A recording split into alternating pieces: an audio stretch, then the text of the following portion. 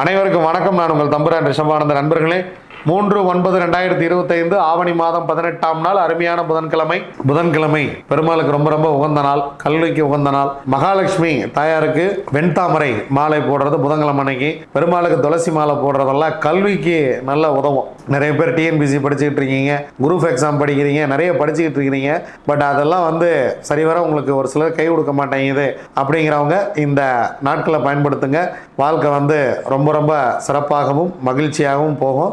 ரொம்ப ரொம்ப ஒரு அருமையான ஒரு நிகழ்வு. இந்த நாட்களில் புதன்கிழமை அன்னைக்கு நீங்கள் சந்திக்கலாம்.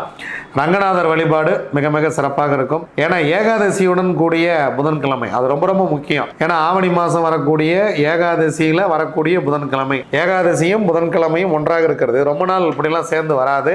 ஏகாதசியே பெருமாளுக்கு உகந்த நாள். இது பார்த்தீங்கன்னா என்னுடைய தந்தையாருடைய நினைவு நாள் 21/8 அப்படின்னாலும் என் தந்தையார் மறைந்த திதி ஏகாதசி. ஆவணி மாதம் ஏகாதசி திதியில் தான் என்னுடைய தந்தையார் மறைந்தார்.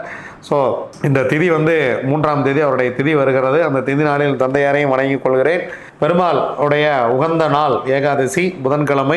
அதனால் போய் பெருமாளை நல்லபடியாக வழிபாடு செய்யுங்க. ரொம்ப ரொம்ப வாழ்க்கை நல்லபடியாக மாறும். மற்ற புதன்கிழமைகளுக்கும் ஏகாதசியில் வருகின்ற புதன்கிழமைக்கும் நிறைய வித்தியாசங்கள் உண்டு. ஸோ ஏகாதசி விரதம் இருப்பவர்கள் ஏகாதசி விரதம் இருங்கள். ஏகாதசி விரதம் இருந்தால் வாழ்க்கை ரொம்ப ரொம்ப வளமாக இருக்கும். உங்கள் குழந்தைகளோட எதிர்காலமெல்லாம் ரொம்ப சிறப்பாக இருக்கும். ஏகாதசி அன்னைக்கு நீங்கள் பெருமாளுக்கு விரதம் இருந்து அவரை போய் நல்லா வழிபாடு பண்ணிட்டு பெருமாள் கோயிலில் போய் ஏதேனும் கைங்கரியம் செய்வது, புஷ்ப கைங்கரியங்கள் செய்வது ரொம்ப ரொம்ப சிறப்பு. புஷ்பங்கள் தொடுத்து கொடுப்பது, துளசி மாலை கட்டி கொடுப்பது, கோயிலை சுத்தப்படுத்துவது, இதெல்லாம் ரொம்ப சிறப்பு. முடிஞ்சா போய் செஞ்சுட்டு வாங்க. எம்பெருமான் ரங்கநாதர் உங்களை மகிழ்ச்சியாக வைத்திருப்பார்.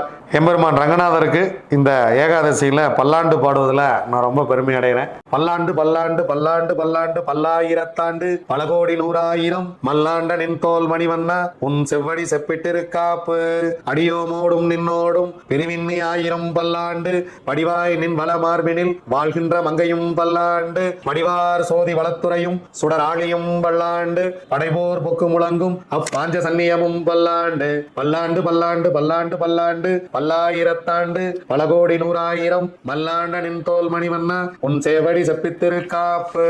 தினசரி காலையில் நான் கேட்கக்கூடிய திருப்பல்லாண்டு இது. இதை போய் பெருமாள் கோயிலில் அவருக்கு பாடி பல்லாண்டு பல்லாண்டு அவரும் மகிழ்ச்சியா இருக்கணும், நம்மளே மகிழ்ச்சியா வச்சுக்கணும்னு சொல்லி ரங்கநாட்டை வேண்டிக்கிங்க.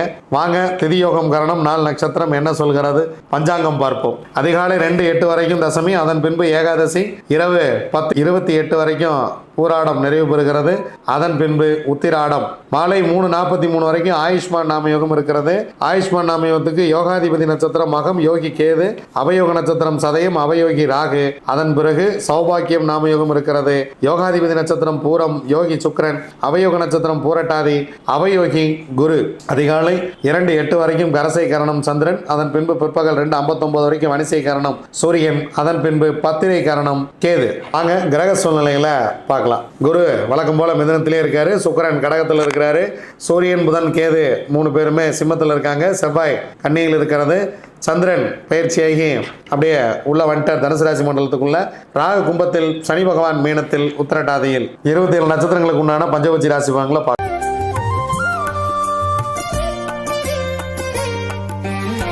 அஸ்வினி, பரணி, கார்த்திகை, ரோகிணி, மிருகசீரிசம் உங்களுடைய பக்ஷி வல்லூர்.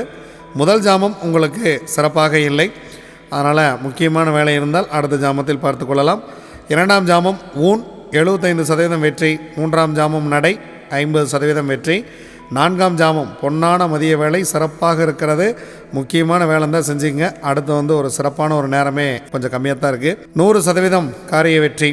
5ஆம் ஜாமம் துயில் 25% வெற்றி, 6ஆம் ஜாமம் நடை 50% வெற்றி, 7ஆம் ஜாமம் துயில் 25% வெற்றி, 8ஆம் ஜாமம் ஊன் 75% வெற்றி, 9ஆம் ஜாமம் அரசு 100% வெற்றி, 10ஆம் ஜாமம் சிறப்பாக இல்லை.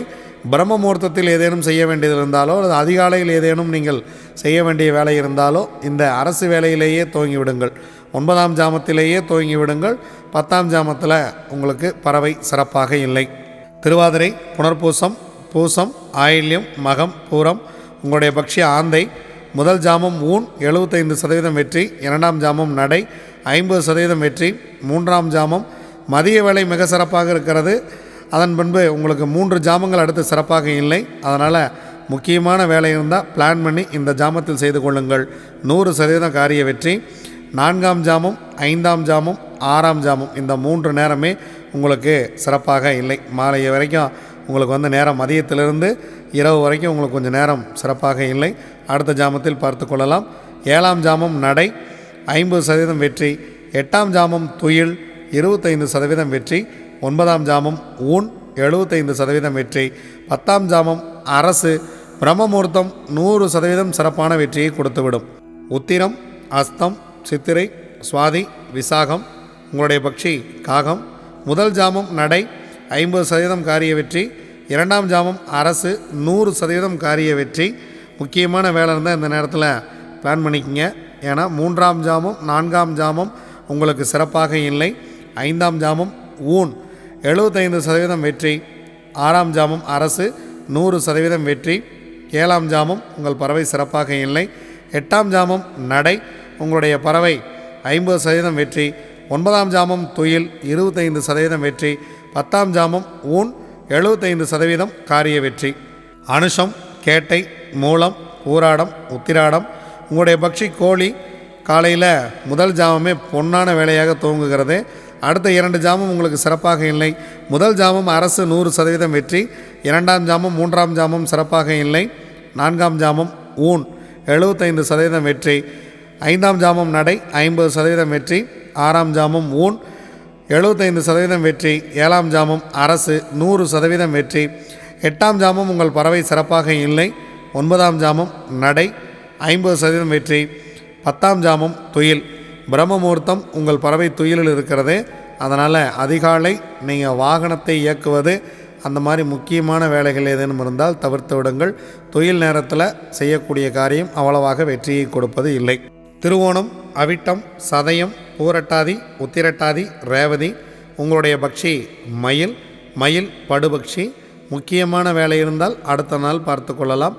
இறை வழிபாட்டை மேற்கொள்ளுங்கள். புதிதாக ஏதேனும் தூங்குவதாக இருந்தாலோ அல்லது உங்கள் வாழ்க்கையை மாற்றக்கூடிய விஷயமாக இருந்தாலோ படுபட்சி நாட்களில் தவிர்த்து விடுவது மிகவும் நல்லது.